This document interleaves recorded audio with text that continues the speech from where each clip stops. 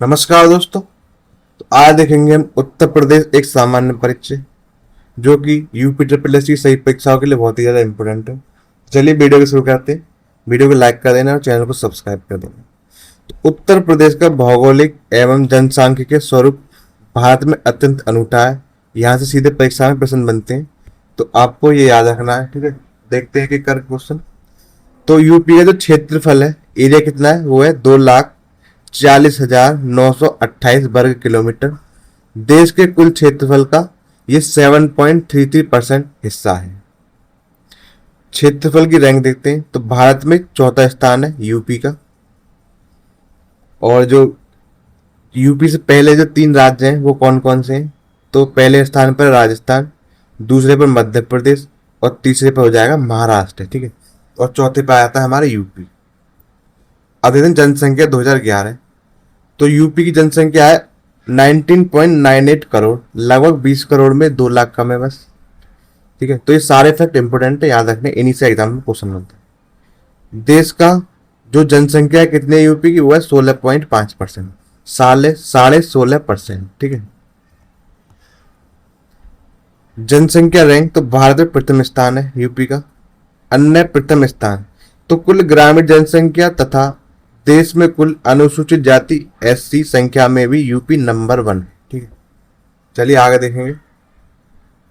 उत्तर प्रदेश के राज्य के प्रतीक देखते हैं। राज्य सरकार द्वारा स्वीकृत प्रमुख चिन्ह निम्नलिखित है जो हर परीक्षा में पूछे जाते हैं। तो पशु, राज्य के पशु बारहसिंगा है। और राज्य के पक्षी सारस या क्रेन। और वृक्ष, राज्य के वृक्ष है अशोक।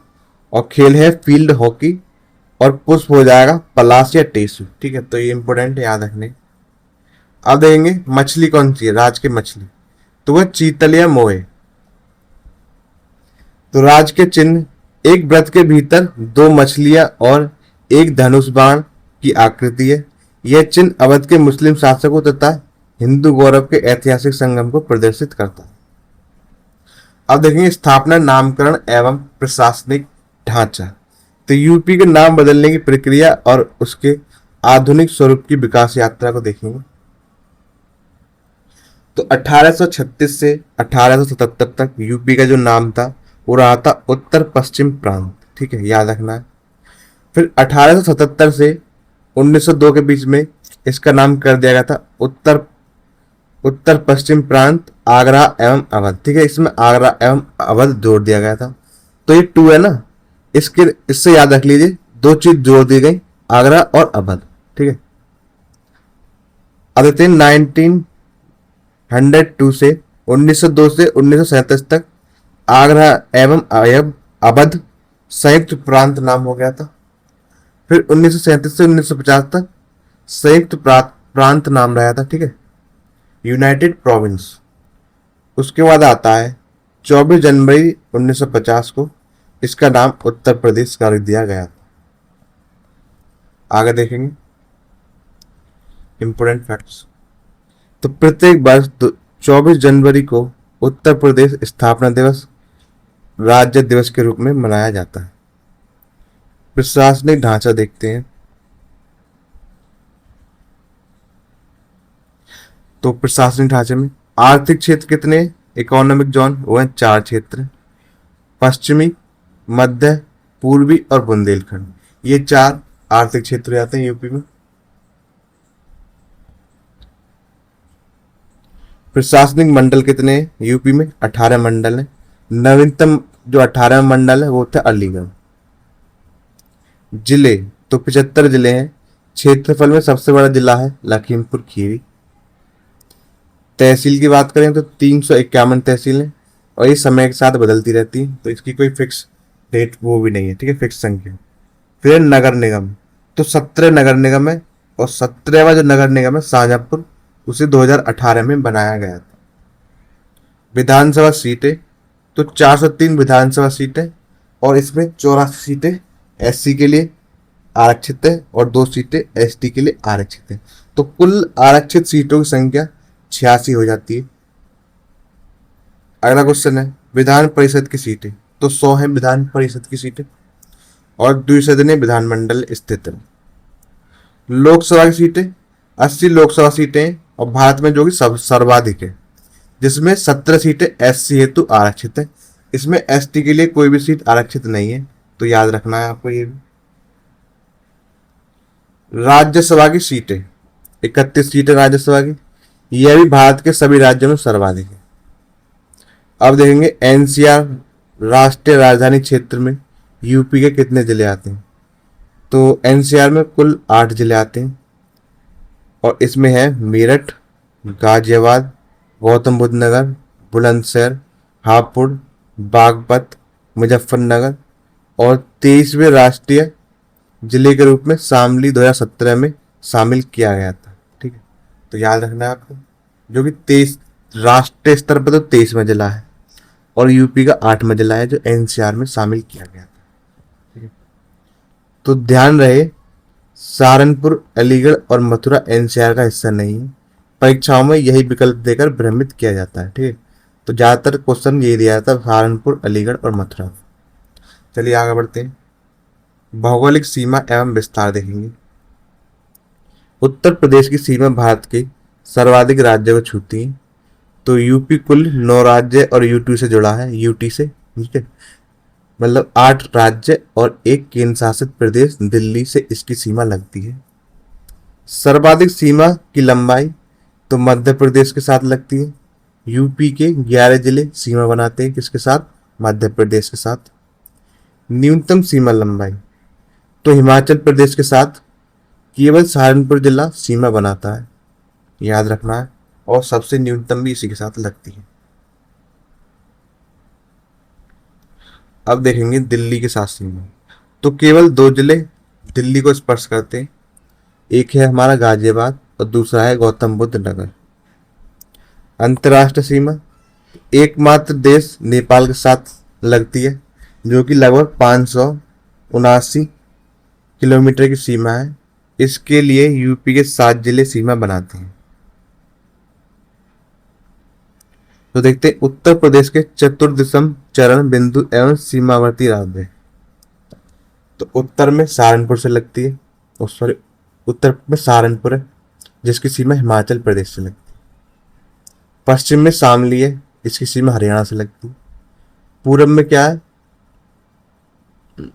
पूरब में है बलिया। ठीक है, क्या है?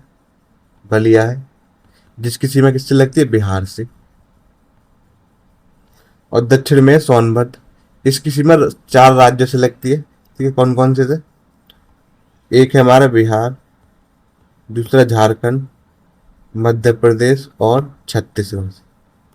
इन 4 जिलों से सीमा लगती है सोनभद्र की, याद रखना है। तो चलिए आगे देखेंगे।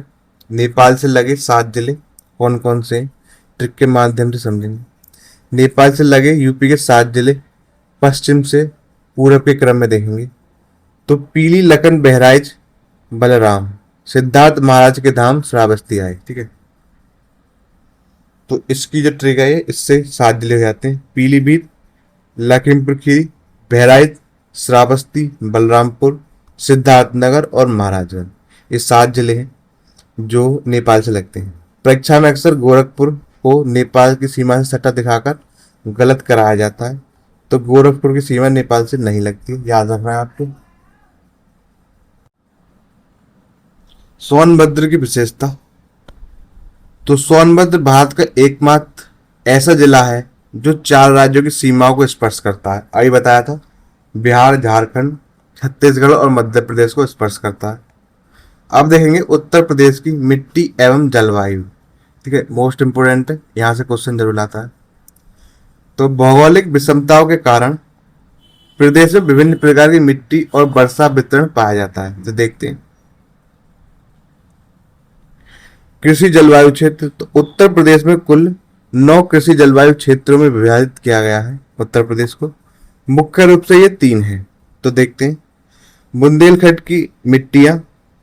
बुंदेलखंड क्षेत्र में 4 विशेष मिट्टियां पाई जाती हैं, मार या माड़, काबर, राकर और परवा या परेवा। ठीक है, ये 4 मिट्टी पाई जाती है बुंदेलखंड में। इनमें से काबर मिट्टी काली कपास मिट्टी जैसी होती है, जो पानी मिलने पर अत्यधिक चिपचिपी हो जाती है। ठीक है, अब देखेंगे विंध्य क्षेत्र की मिट्टी। तो मिर्जापुर सोनभद्र के पहाड़ी इलाकों में मुख्य रूप से लाल मिट्टी पाई जाती है। कहाँ पर? मिर्जापुर और सोनभद्र में कैसी मिट्टी पाई जाती है? लाल मिट्टी। तो याद रखना है आपको, एक तो मिर्जापुर है और एक सोनभद्र। अब देखेंगे वर्षा का वितरण। सर्वाधिक वर्षा गोरखपुर में होती है, लगभग 184.7 सेंटीमीटर। और न्यूनतम वर्षा की बात करें तो मथुरा में होती है, मथुरा में लगभग 54 सेंटीमीटर। ठीक है, तो ये याद रखना है आपको कितना होता है वर्षा वितरण। ठीक है, कभी कभी ये डेटा पूछ लिया जाता है। अब देखेंगे जनगणना 2011 के प्रमुख अंतिम आंकड़े। यूपी में जनगणना सबसे महत्वपूर्ण है और सबसे अधिक प्रश्न वाला क्षेत्र है। यहीं से सबसे ज्यादा क्वेश्चन पूछे जाते हैं। देखेंगे जनगणना मानक, उत्तर प्रदेश का आंकड़ा और राष्ट्रीय औसत। ठीक है, यहाँ पर नेशनल राष्ट्रीय स्तर पर देखेंगे, यहाँ पर यूपी स्तर पर। जनसंख्या घनत्व, तो यूपी में 829 व्यक्ति प्रति वर्ग किलोमीटर में रहते हैं और भारत में कितने रहते हैं? 382 व्यक्ति। और सर्वाधिक यूपी जिला गाजियाबाद है। सर्वाधिक कहाँ पर है औसत घनत्व? वो है यूपी का गाजियाबाद में, जिसमें 3971 व्यक्ति प्रति वर्ग किलोमीटर में रहते हैं। ठीक है, लिंग अनुपात सेक्स रेशो 1912 महिलाओं 1000 पुरुषों पर 1912 महिलाएं हैं उत्तर प्रदेश में। भारत की बात करें तो 943 महिलाएं हैं 1000 पुरुषों पर। और सर्वाधिक जो यूपी का जिला है सर्वाधिक लिंग अनुपात वाला वो है जौनपुर, जिसका जो रेशो है वो है 1024 महिलाएं 1000 पुरुषों पर। इम्पोर्टेंट आ चुका है। बाल लिंग अनुपात 0 से 6 वर्ष के बच्चे आते हैं इसमें, तो यूपी का 902 है। 0 से 6 आयु वर्ग का प्रतिशत कुल आबादी में कितना है? 15.41%। दशकीय वृद्धि दर, तो यूपी की दशकीय वृद्धि दर कितनी रही है? 20.22% रही है। सर्वाधिक जिला गौतम बुद्ध नगर रहा है, जहां पर दशकीय वृद्धि दर ज्यादा रही है। और न्यूनतम रहा है कानपुर नगर। तो ये बहुत सारे फैक्ट हैं इंपॉर्टेंट। तो वीडियो कैसी लग रही है? वीडियो को लाइक जरूर कर देना और चैनल को सब्सक्राइब कर। तो कुल साक्षरता की बात करते हैं। तो यूपी की जो कुल साक्षरता है वो है 67.68%। और पुरुष साक्षरता की बात करें भारत में तो वह 77.28%। ठीक है, और महिला साक्षरता कितनी है? ये है 57.18%। ठीक है, सॉरी ये वैसे यूपी का ही दिया गया है। ठीक है, यूपी की पुरुष और यूपी की महिला की साक्षरता दी गई है। सर्वाधिक साक्षरता वाला जिला गौतम बुद्ध नगर है, 80.112% इसकी साक्षरता है। गौतम बुद्ध नगर पुरुष साक्षरता में भी नंबर 1 है। ठीक है, महिला साक्षरता में नहीं है, पुरुष साक्षरता में ही है। न्यूनतम साक्षरता वाला जिला श्रावस्ती है, जहाँ की 46.74% साक्षरता है। श्रावस्ती पुरुष और महिला दोनों साक्षरता में सबसे कम है। महिला साक्षरता में प्रथम देखेंगे तो कानपुर नगर महिला साक्षरता में प्रथम स्थान पर है, 75.5%। और शहरी साक्षरता महिलाओं की अधिकता के कारण। ठीक है, तो चलिए आगे देखेंगे।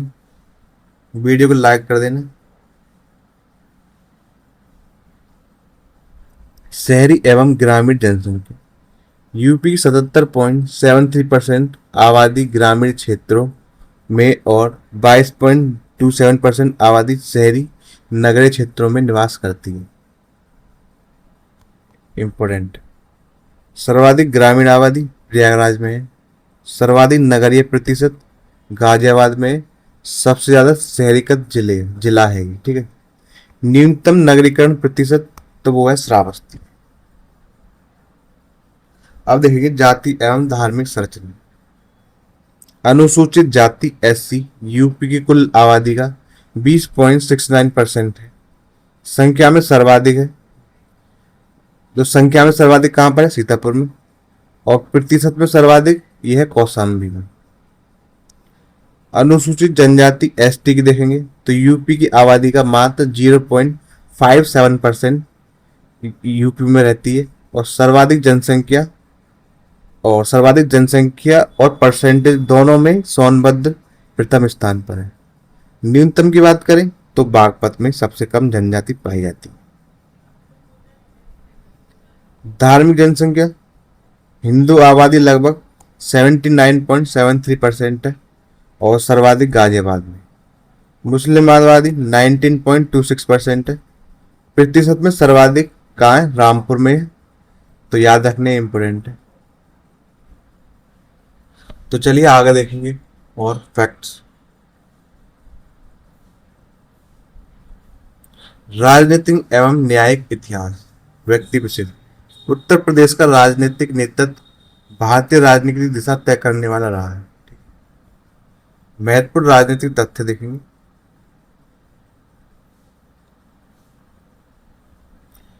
मुख्यमंत्री जो प्रधानमंत्री बने, ठीक है, ऐसे मुख्यमंत्री जो यूपी से थे और बाद में जाकर प्रधानमंत्री बने, तो देखते हैं।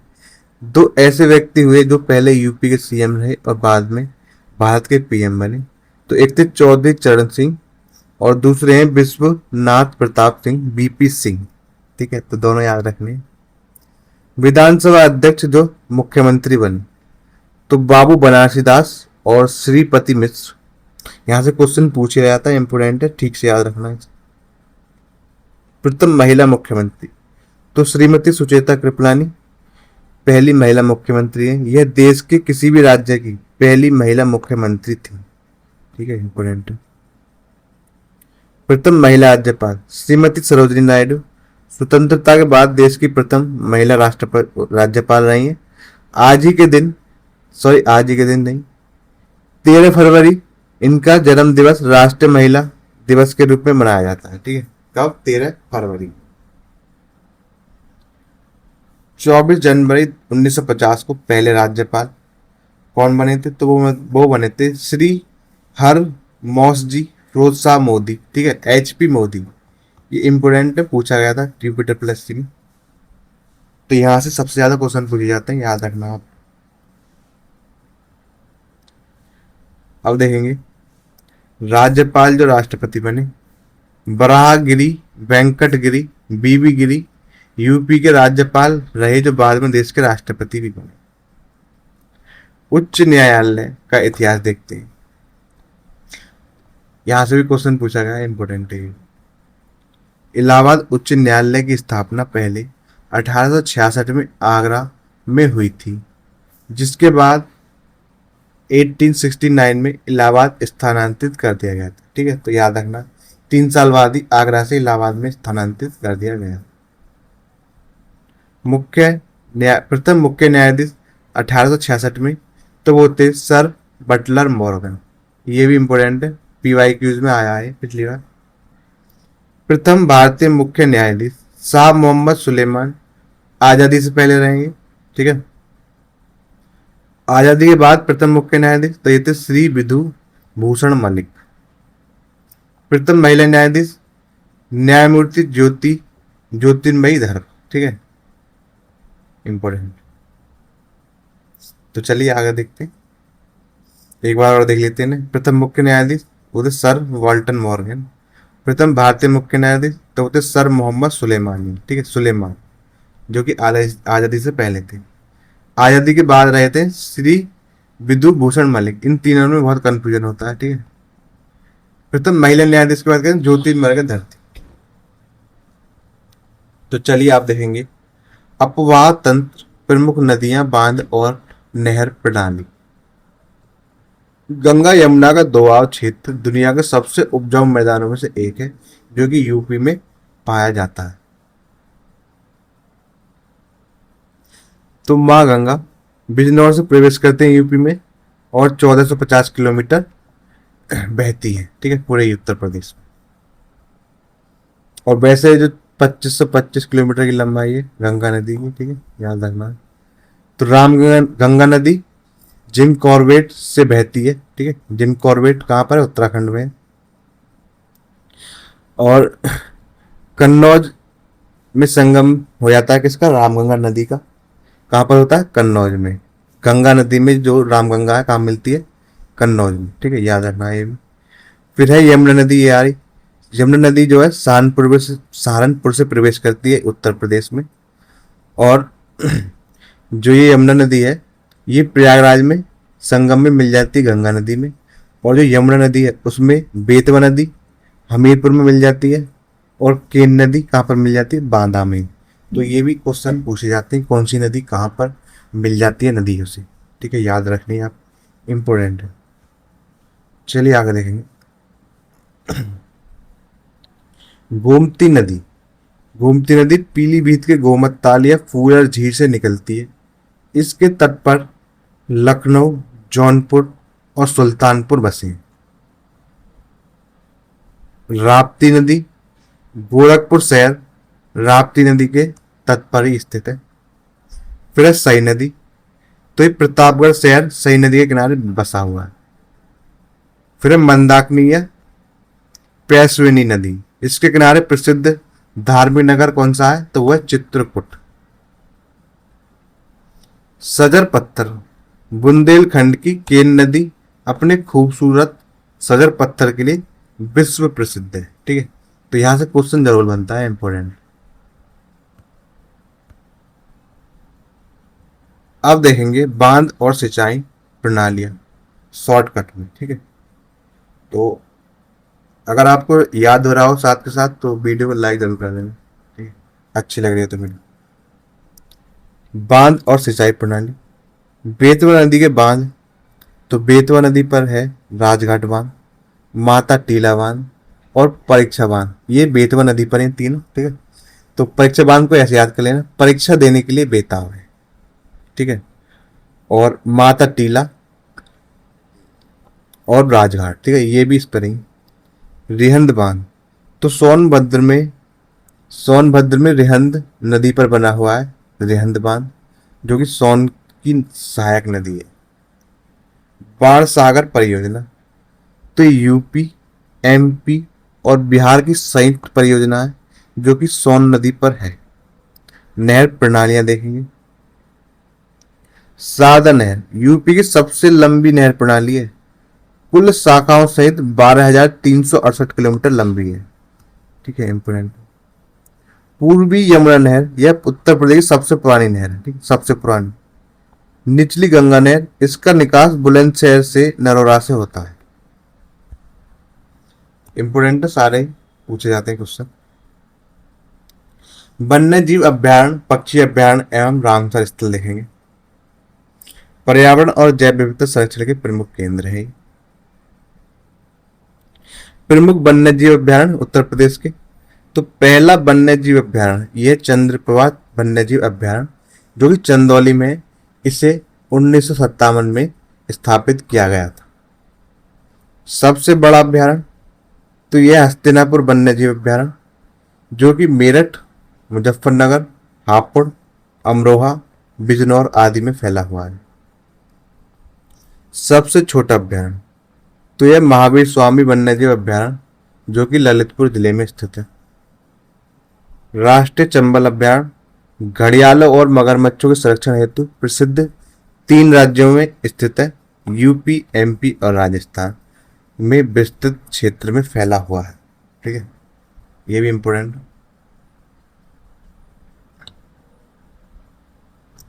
अब देखेंगे महत्वपूर्ण पक्षी विहार, ठीक है, और याद करने का जुगाड़ भी देखेंगे इसके साथ। तो लाख बहुसी पक्षी विहार कहाँ है, कन्नौज में। तो ₹1,00,000 का परफ्यूम, ऐसे याद रख लेना, इत्र नगरी कन्नौज को कहते हैं। लगाओगे तो होश खो बैठोगे, बेहोशी, ठीक है। तो लाख बहुसी कहाँ है, कन्नौज में। यूपी का सबसे बड़ा पक्षी विहार, ठीक है, तो याद हो गया होगा फिक्स। फिर है बखीरा संत कबीर नगर, कबीरा खड़ा बाजार में सबकी बखीरा बंद, ठीक है, सॉरी, इस तरह से याद कर लेना आप। संत बखीरा कहाँ है, तो ये है संत कबीर नगर में। फिर है सुरताल बलिया, तो बलिया के बागी जवानों ने अंग्रेजों के सुरताल बिगाड़ दिए थे, ठीक है, तो ये कहाँ पर है, सुरताल कहाँ पर है, बलिया में। और इसे लोकनायक जयप्रकाश नारायण पक्षी विहार के नाम से भी जाना जाता है। ठीक है, फिर है नवाबगंज पक्षी विहार, कहाँ पर है? उन्नाव में। ये यूपी का पहला पक्षी विहार है, इसका नया नाम शहीद चंद्रशेखर आजाद पक्षी विहार है। फिर है पटना पक्षी विहार, जो कि एटा जिले में है।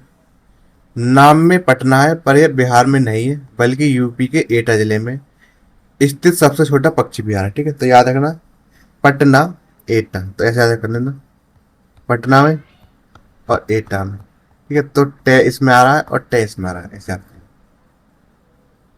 अब देखेंगे टाइगर रिजर्व और पर्यावरण हॉटस्पॉट। रानीपुर टाइगर रिजर्व कहाँ है? चित्रकूट में। और चित्रकूट में यह भारत का 53वां तथा उत्तर प्रदेश का चौथा टाइगर रिजर्व घोषित किया गया है।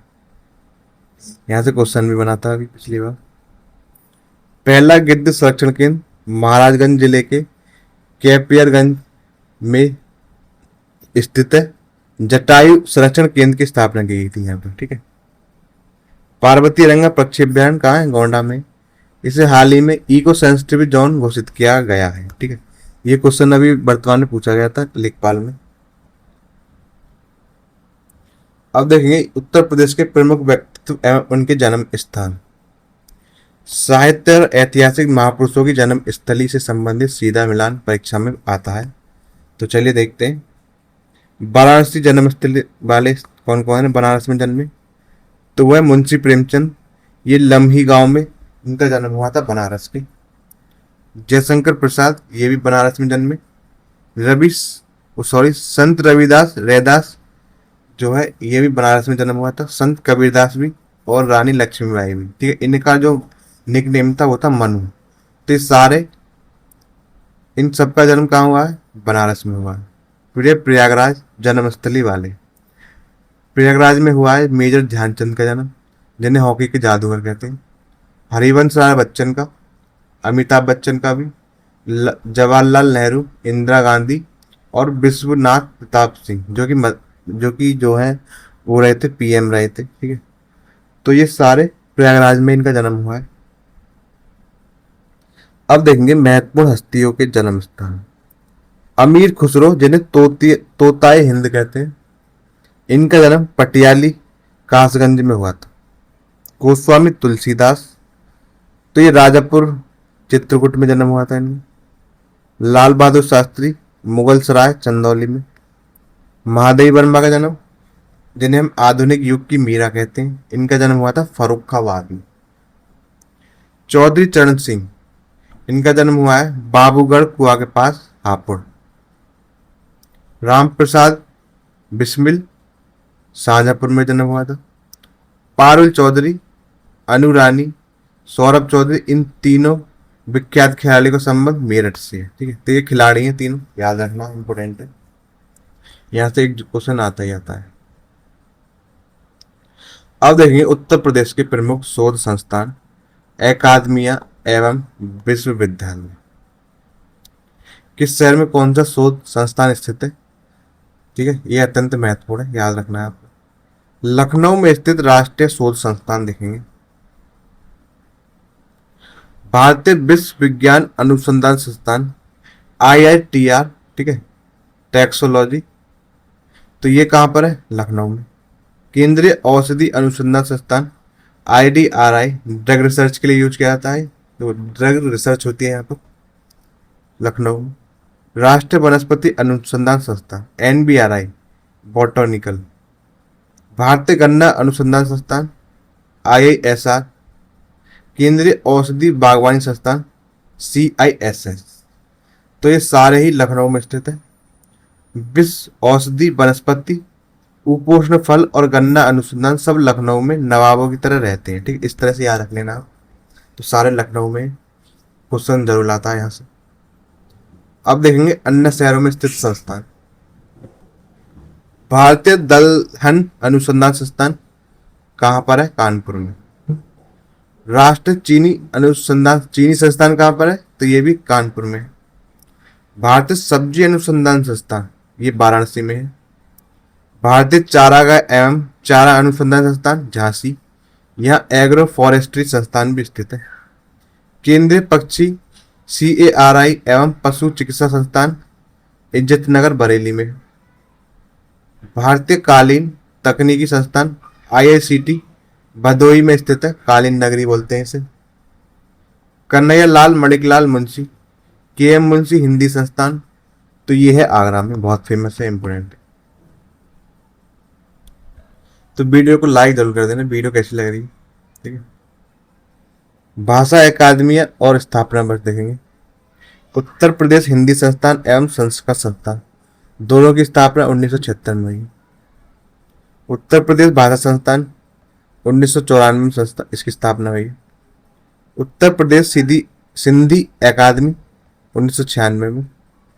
हिंदुस्तान एकेडमी ये लखनऊ में नहीं बल्कि प्रयागराज में स्थित है, स्थापना हुई थी 1927। भारतीय भवन पुस्तकालय यह भी प्रयागराज में 1889 में स्थापना होती, ठीक है। तो इनके स्थापना वर्ष और जो ये संस्थान है इनको मिलान के लिए आया था, क्वेश्चन बना के दे देते हैं, ठीक है, तो याद रखना। ऐतिहासिक संस्थान, सांस्कृतिक एवं पर्यटन स्थल देखेंगे। उत्तर प्रदेश की समृद्ध सांस्कृतिक विरासत और वास्तुकला से जुड़े महत्वपूर्ण स्थल, तो बड़ा इमामबाड़ा जिसे हम आसिफी कहते हैं, कहां पर है, लखनऊ में। नवाब आसफुद्दौला द्वारा अकाल राहत कार्य के रूप में निर्मित किया गया था। रूमी दरवाजा कहां पर है, लखनऊ में। इस्तांबुल के प्रवेश द्वार की तर्ज पर निर्मित किया गया था। किछुआचा शरीफ दरगाह अंबेडकर नगर में है। मखदूम अशरफ जहांगीर अशरफी की मजार है, ये सांप्रदायिक सौहार्द का प्रतीक है। देवा शरीफ दरगाह बाराबंकी में। सूफी संत हाजी वारिस अली शाह का स्थान है, यहाँ मेला लगता है, ठीक है। तो इनका नाम भी पूछ लिया जाता है, किसकी दरगाह है, हाजी वारिस अली की दरगाह पर देवा शरीफ मेला लगता है यहाँ पर। ऐतिहासिक बरनावा लाक्षागृह कहाँ पर है, बाग में। महाभारत कालीन लाक्षागृह के अवशेष यहीं पर स्थित है।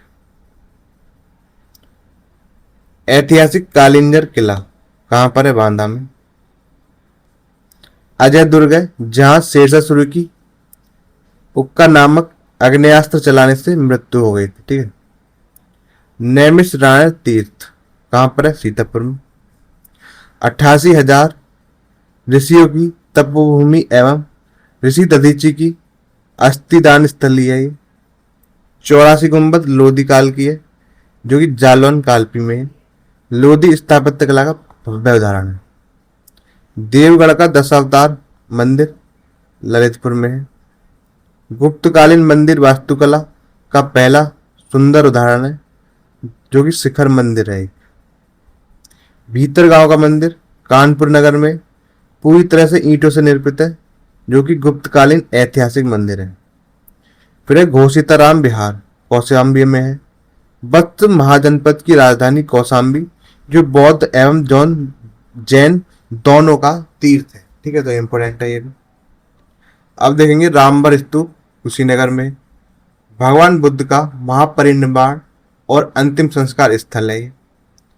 एक है मेंढक मंदिर, ठीक है, जो कि लखीमपुर खीरी में।